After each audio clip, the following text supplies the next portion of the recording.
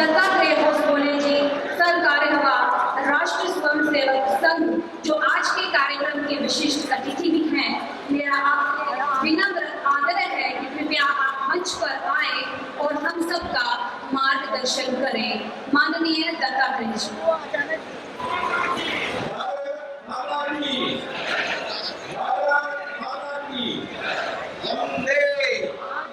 वंदे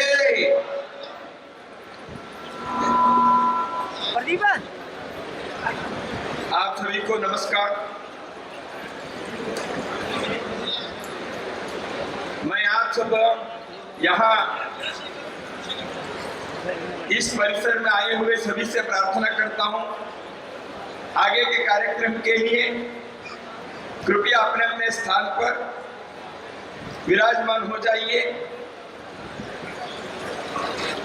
थोड़े समय के कार्यक्रम में मैं कुछ विचार रखूंगा और आज के मुख्य अतिथि महोदय, उनके भी हमको सुनना है। भारत सरकार के माननीय रक्षा मंत्री आदरणीय श्री राजनाथ सिंह जी,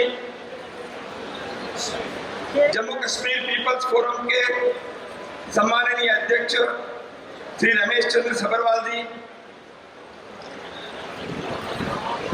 जम्मू कश्मीर पीपल्स फोरम के सभी पदाधिकारीगण आज मंच पर विराजमान, पूर्व मुख्य न्यायाधीश श्री प्रमोद कोहली महोदय, lieutenant general R K. Sharma ji, lieutenant general गोसाई जी, लेफ्टिनेंट जनरल वीरेंद्र कुमार चतुर्वेदी जी, जो पूर्व सैनिक सेवा परिषद के अखिल भारतीय अध्यक्ष हैं, पूर्व डीजीपी श्री अशोक कुमार भानु जी, श्री सुदर्शन कुमार जी, जो पूर्व डीजी हैं, Shri SN. Srivastava ji, major general SK. Sharma ji, doctor ST. Vice जी, और विशेष रूप से मैं नाम देना चाहता हूं परमवीर चक्र विजेता कैप्टन बाला सिंह जी, इस सभागार में उपस्थित केंद्र के मंत्री डॉक्टर जितेंद्र सिंह जी, यहाँ के सांसद श्री जुगल किशोर जी, राष्ट्रीय स्वयंसेवक संघ के जम्मू कश्मीर प्रांत के माननीय संघ चालक डॉक्टर गौतम सिंह जी,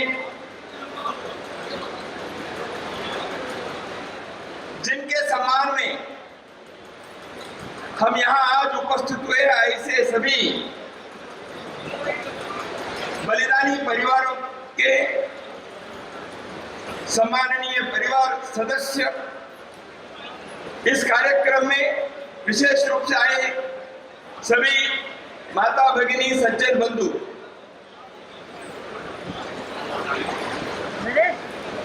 आज मेरे लिए एक स्वर्णिम दिवस है, ऐसे मैं मानता हूं।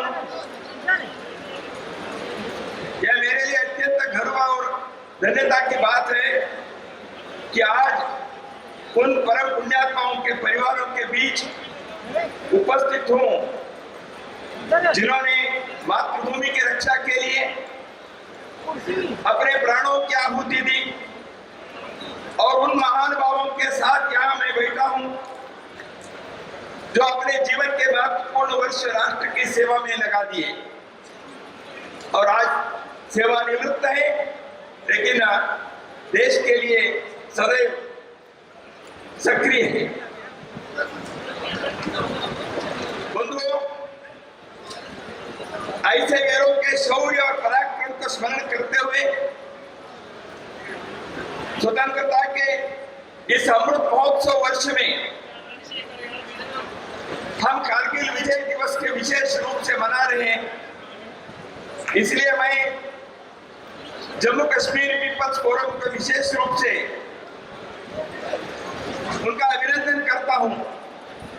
देशवासियों के तरफ से उनको धन्यवाद भी देना चाहता हूं, क्योंकि आपने इस प्रकार के एक अत्यंत स्मरणीय कार्यक्रम का आयोजन किया। इस अवसर पर मैं आपके सम्मुख कुछ विचार रखूं।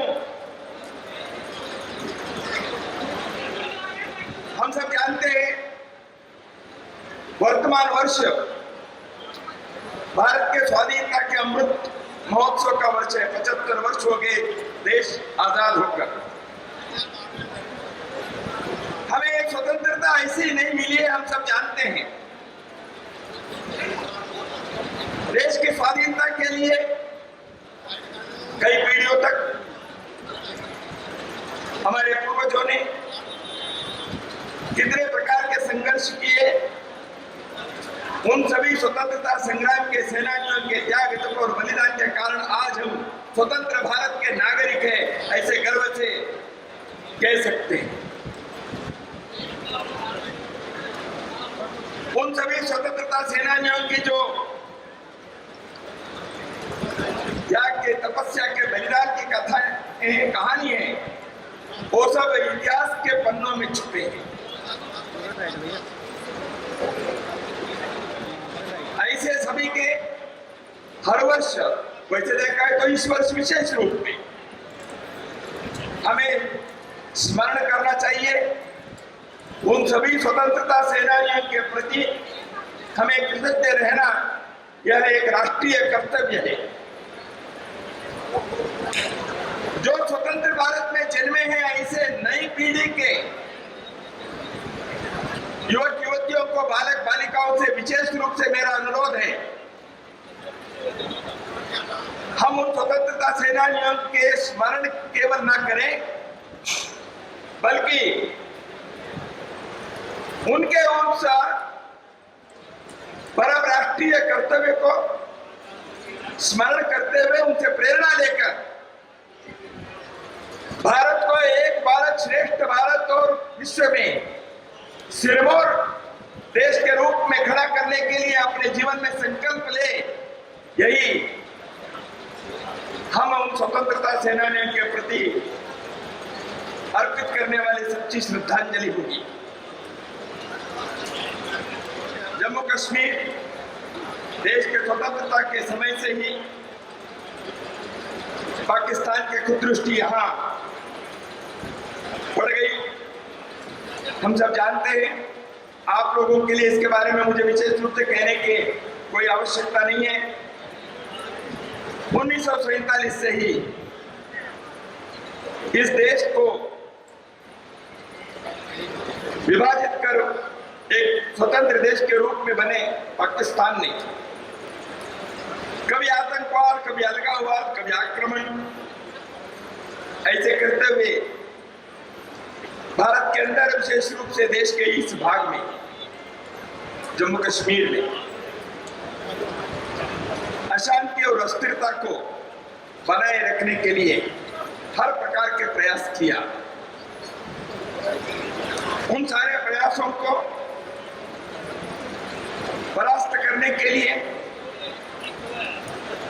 देश की सेना, सुरक्षा कर्मी, पुलिस ने अपने कर्तव्य को तो निभाया ही, परंतु यही हम सबको विशेष रूप से स्मरण करना पड़ेगा। यहाँ के स्थानीय देशभक्त लोग अपने राष्ट्र प्रेम और सुरक्षा के प्रति अपनी प्रतिबद्धता को दर्शाते हुए सेना और सुरक्षा कर्मी और पुलिस के साथ हर प्रकार के सहयोग देते हुए देश की रक्षा करने में कोई कसर नहीं छोड़ी। इसलिए मैं भारत के समस्त देशवासियों की ओर से जम्मू कश्मीर,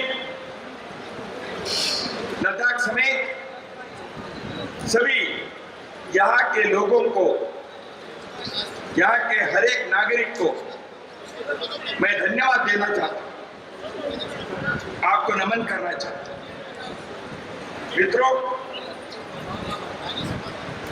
जम्मू कश्मीर एक दृढ़ संकल्प के साथ हर प्रकार के चुनौती को सामना करने के लिए, मुकाबला करने के लिए जो खड़ा रहा, उसके प्रथम पंक्ति में यहाँ के अंतिम राजा महाराजा हरि सिंह तो रहे। वो एक महान शासक थे, दूरदृष्टि वाले थे। हम सभी जानते हैं जम्मू कश्मीर पर पाकिस्तान ने आके गड़ाई बैठा था।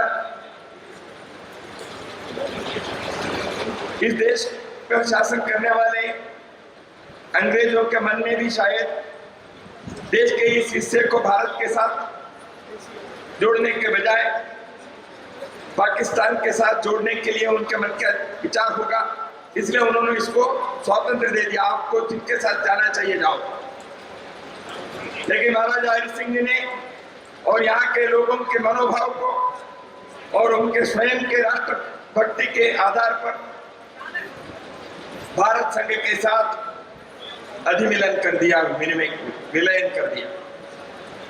तो इसलिए उस एक महान निर्णय के कारण जो हर दृष्टि से सहज और स्वाभाविक ही था, हम जम्मू कश्मीर के लोग गर्व से कह सकते हैं कि हम भारत के नागरिक हैं। मित्रों, विलयन तो हो गया, लेकिन थोड़े दिन में हम सबको मालूम है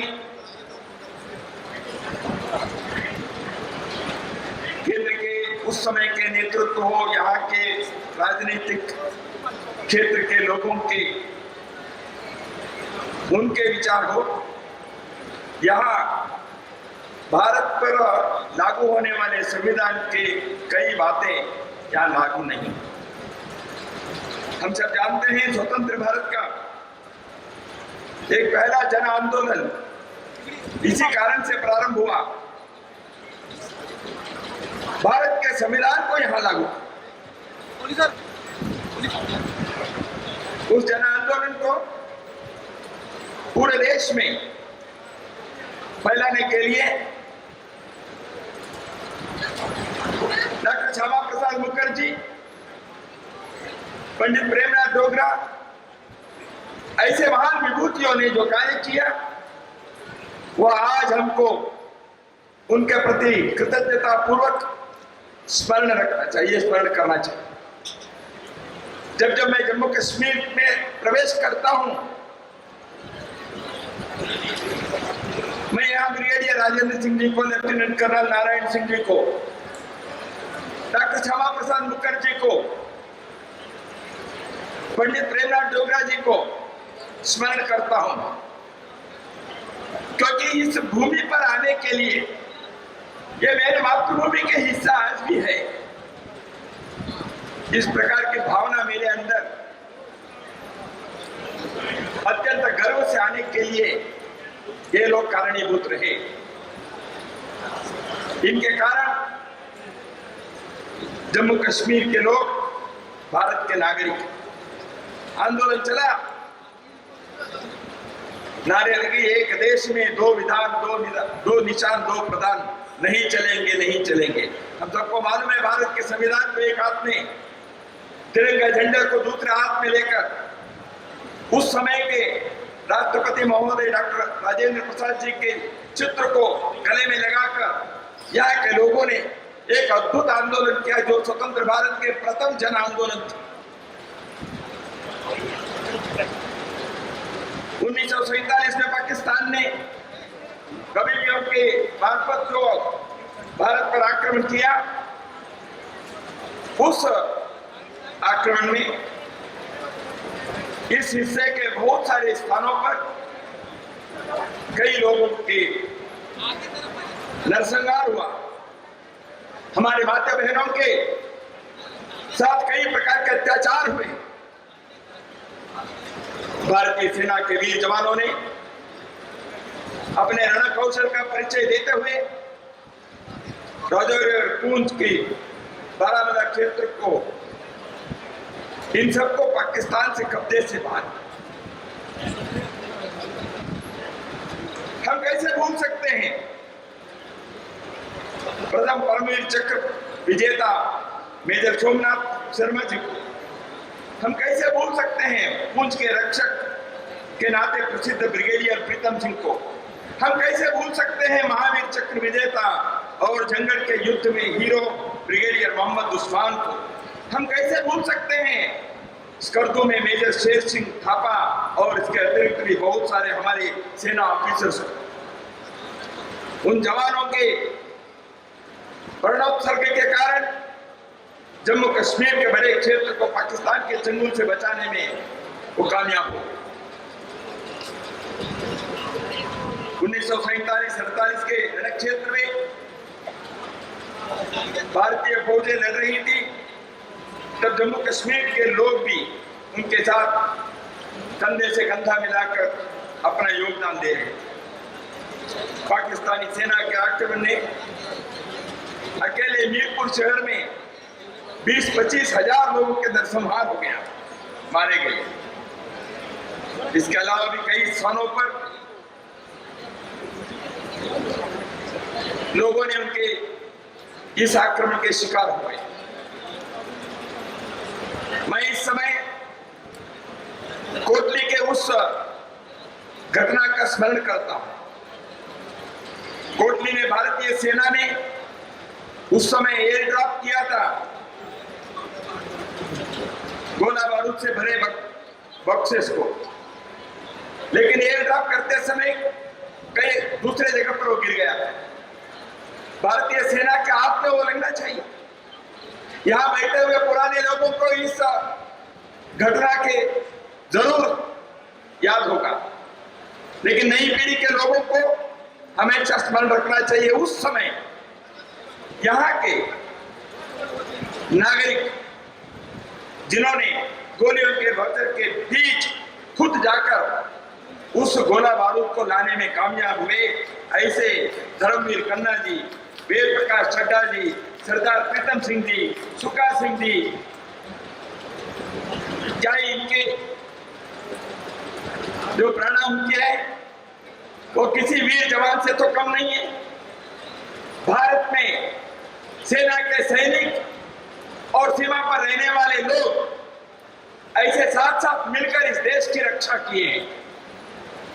तो इसलिए पुनः पुनः मैं उन सबके प्रति वंदन करता हूं, अभिनंदन करता हूं उनके परिवार।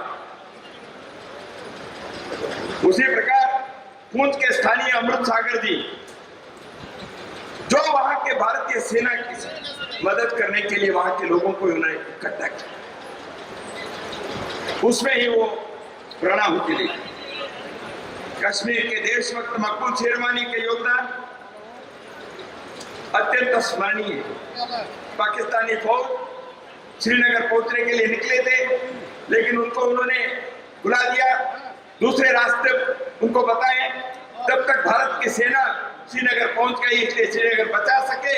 इसलिए उनके कारण पाकिस्तान के लोग कबाली, वहां की सेना श्रीनगर अपने कब्जे में नहीं ले सके। इतिहास के इन पन्नों को याद करना चाहिए।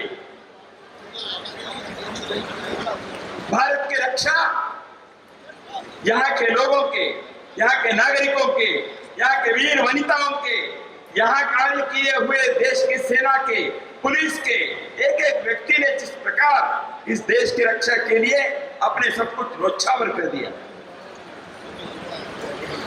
मैं यहाँ पर मेरे सिख भाई बहनों के बलिदान की एक घटना का स्मरण करना चाहता हूँ।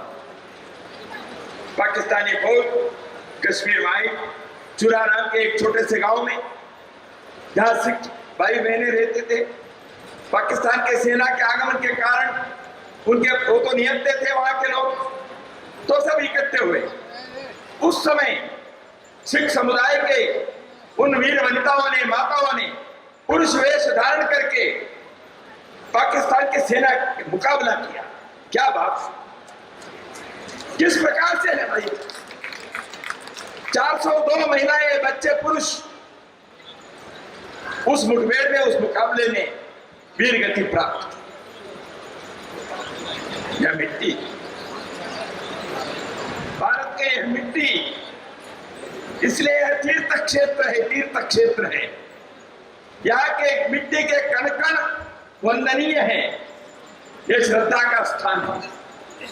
तो इसलिए आज हम इस प्रकार जब इकट्ठे हुए हैं, इन बातों को स्मरण करते हुए मेरे अंदर ऐसी भावनाएं आती है कि मैं यहाँ के लोगों के लिए इस प्रकार के कार्यक्रम देश के हर हिस्से में होकर वहां के सैनिक, वहां के पुलिसकर्मी जो देश की रक्षा के लिए सब कुछ न्यौछावर कर दिए, उनके प्रति सम्मान करने के, उनके प्रति कृतज्ञता व्यक्त करने के ऐसे कार्यक्रम का आयोजन होना चाहिए। पाकिस्तान के हमले के कारण आज जम्मू कश्मीर और लद्दाख का बहुत बड़ा क्षेत्र पाकिस्तान के कब्जे में है, पीओजेडी के नाम से। वहां से विस्थापित हुए लाखों लोग आज जम्मू कश्मीर और शेष भारत में रह रहे हैं। विस्थापितों को शायद ऐसा कोई परिवार होगा जिनके घर में कोई सगे संबंधी उन्होंने खोया ना हो। इतने भयंकर त्रासदी, इतने भयंकर चुनौती, सब प्रकार के कष्ट संकट के बीच उन्होंने देश के निर्माण में अपने योगदान दिया। जम्मू कश्मीर के अंदर रहकर उन्होंने हर संभव प्रयास किया, यहाँ के लोगों के साथ रहकर देश के निर्माण में, समाज के कार्य में हर प्रकार से उन्होंने सहभागी होने का प्रयास किया। पाकिस्तान अधिक्रांत जम्मू कश्मीर के लोग स्वतंत्र भारत के जम्मू कश्मीर के पहले पीड़ित हैं। उनको पूर्ण न्याय मिलना चाहिए। आज वो तरस रहे हैं, भारत की ओर देख रहे हैं, हम कब स्वतंत्र हो। 1947 के पश्चात 1962 में चीन से 65, 71 और बाद में करगिल, इन सारी लड़ाइयों में पाकिस्तान की सेना के साथ मुकाबला करना यहाँ के लोगों ने किया, यहाँ की सेना ने किए। इतिहास के उन अध्यायों में मैं विस्तार से नहीं जाऊंगा, हम सब जानते हैं। जब पाकिस्तान की सेना ने 1971 में दुस्साहस किया, लेकिन हम सब जानते हैं भारत के जनता, भारत की सरकार एक तरफ बांग्लादेश को विमोचित करवाया, 93,000 पाकिस्तान की सेना आत्मसमर्पण कर दिए, घुटने टेक दिए भारत के शूरवीर सेनाओं के सामने। इस प्रकार भारत की सेना ने अपने शौर्य, पराक्रम, अनुशासन, देशभक्ति उसका परिचय दिया। कश्मीर घाटी में कश्मीर के हिंदुओं से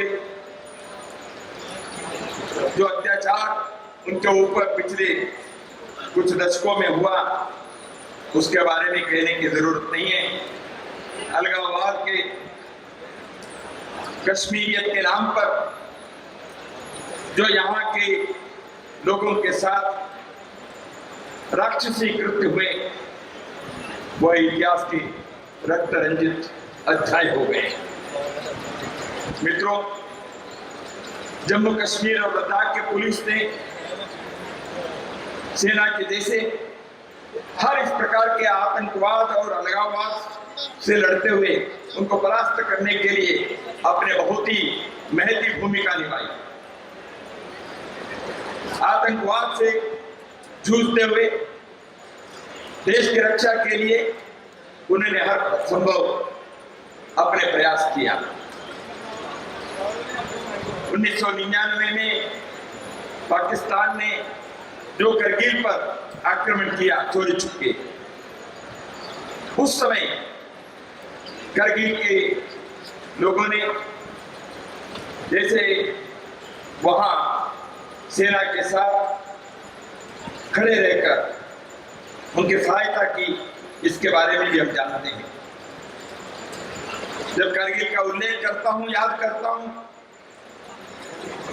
मेजर सौरभ कालिया,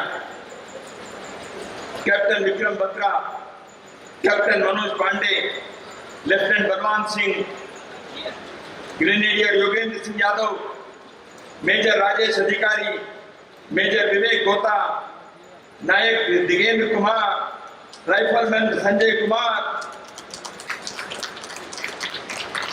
ऐसे कई वीर सैनिकों के वह चित्र सामने आए। उनके कुछ परिवारों से मिलने का भी मैं अवसर कहूं या मेरा भाग्य कहूं या दुर्भाग्य कहूं, समझ में नहीं आता। उनमें से कई परिवारों से समय समय पर मिलने का प्रयत्न भी मेरे जैसे लोगों ने किया है, ताकि हम उनसे प्रेरणा लें और उनको कहे देश आपके साथ है, आपके परिवार के साथ है। देश की रक्षा करने वालों के लोगों के बलिदान हो गया, लेकिन आप अकेले नहीं है, अनाथ नहीं है। आपके साथ खड़ा है देश, आपके साथ खड़ा है समाज, आपके साथ खड़े हैं लोग। इसलिए आज इस प्रकार से यहाँ सम्मान करने के जो कार्य है वो केवल सांकेतिक है, प्रतीकात्मक है। एक दिन के कुछ सम्मान से हमारी कृतज्ञता पूरी नहीं होती, और आपके घर के लोगों ने जो बलिदान दिया वो कीमत चुकाने लायक नहीं, उतना बड़ा है। लेकिन देश के लोगों को कृतज्ञता स्मरण करना यह हमारा कर्तव्य है। इसलिए आज इसको छोटे मात्रा में क्यों न हो करने का प्रयत्न जेके पीपल्स फोरम के मार्फत से हम लोगों ने किया। मैंने जैसे शुरू में कहा, जम्मू कश्मीर और लद्दाख के देशभक्त जनता भी लगातार आंतरिक और बाह्य दोनों चुनौतियों का संघर्ष करते रहा है। कारगिल युद्ध के उस दुर्गम चोटी पर रहने के लिए जब पहुंचना महत्वपूर्ण था, उस समय जिम्मेवारी निभाने के लिए वहां के सामान्य पोर्टर्स लोगों ने रसद पहुंचाने का काम किया। देशभक्ति ये भाषण में, पुस्तकों में, चित्रों के प्रदर्शनी में नहीं होती, वो तो बाद की बात है। जब समय आया उस समय समाज के लोग कैसे खड़े होते, कैसे करते, क्या करते, यह देशभक्ति के गहराई कितने हैं, उसकी ऊंचाई कितने हैं, ये समझ में आया। सामान्य पोर्टर, अनपढ़ पोर्टर देश की रक्षा के लिए खड़े हो जाता है। यह इस देश के मिट्टी की एक स्वभाव, ये सदियों हजारों वर्षों से हम किए हैं। मित्रों, वर्तमान सरकार के एक राष्ट्रीय विचार है, देश के जनता के मांग और भावना को समझकर आज संविधान के धारा 370 को प्रभावित बना दिया, 35A को हटा दिया। तो इसलिए जम्मू कश्मीर भारत संविधान के सब प्रकार के जो प्रावधान है उसको यहाँ लागू करने के लिए रास्ता प्रशस्त हो गया है। यही कारण है आज पॉलिटिकल रिजर्वेशन मिल रहा है, ओबीसी की सूची बन रही है। इसलिए यहाँ वर्षों से पंचायत चुनाव नहीं हुए थे, वो होने के लिए अब समय आ गया है। मैं इसलिए इन बातों को बता रहा हूं। देश के अंदर एक सकारात्मक परिवर्तन की लहर चल पड़ी है। भारत को दुनिया के सामने एक श्रेष्ठ देश के नाम में खड़ा करने का एक स्वर्णिम अवसर हमारे सामने आज है।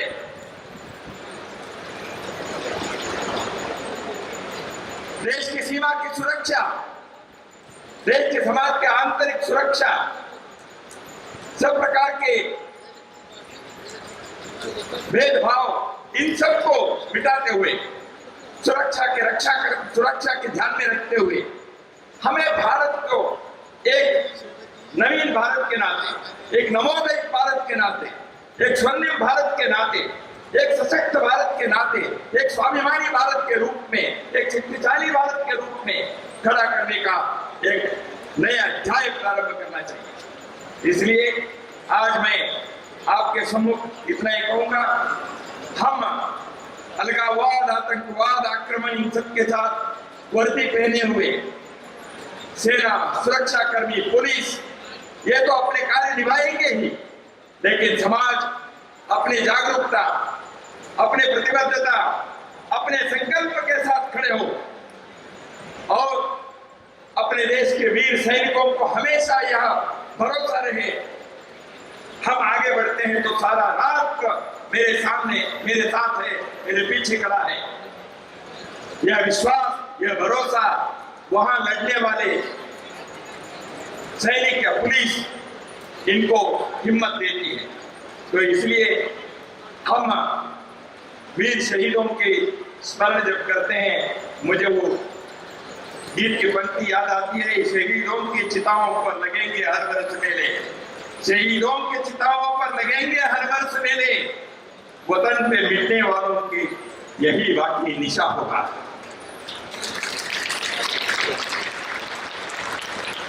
मित्रों, अंत में मैं आपके सम्मुख कुछ विचार सोचने के लिए रखता हूं। हम शहीदों के, बलिदानियों के परिवार के प्रोत्साहन केवल सरकार के भरोसे पर नहीं छोड़ा, सरकार अपने काम करेगी, समाज के लिए कर्तव्य है। गांव-गांव में, शहरों में मार्ग होते हैं, संस्थान होते हैं, नाम रखने होते हैं, पार्क होते हैं। ऐसे हमारे वीर जवान जिन्होंने देश के लिए बलिदान दिया, उनके नाम पर उन पार्कों को, उन सड़कों को, उन संस्थानों को नामकरण करें। वीर बच्चों के लिए पुरस्कार देते हैं, उस समय हमारे वीर जवानों को, बलिदानी पुलिसों को याद रखें। 15 अगस्त, जनवरी 26 को देश के स्वतंत्रता दिवस, गणतंत्र दिवस मनाते हैं। उस समय देश के लिए मर मिटने वाले इन लोगों को याद करें, यह आवश्यक है, क्योंकि भारत उन सब के प्रति हमेशा ऋणी है। साहित्य, कहानी, लोकगीत नए सिरे से ऐसे बलिदानियों के नाम पर बने, ऐसे परिवारों के प्रति हमारे कर्तव्य निभाने के लिए हम संकल्पबद्ध रहे। इतना ही मैं कहना चाहता हूं। देश के लिए, देश की उन्नति के लिए, भारत को एक आधुनिक भारत संस्कृति के जड़ों में गहराई से खड़े रहे, एक खुशहाली भारत का निर्माण करना देश के लोगों के कर्तव्य है। इसलिए हम संकल्प लें। तेरा वैभव अमर रहे मां, हम दिल चार रहे न। तन समर्पित, मन समर्पित और यह जीवन समर्पित, चाहता हूं मातृभू तुझे कुछ और भी दूं। इसी भावना के साथ मैं मेरे विचार को यहाँ विराम देता हूं। नमस्कार।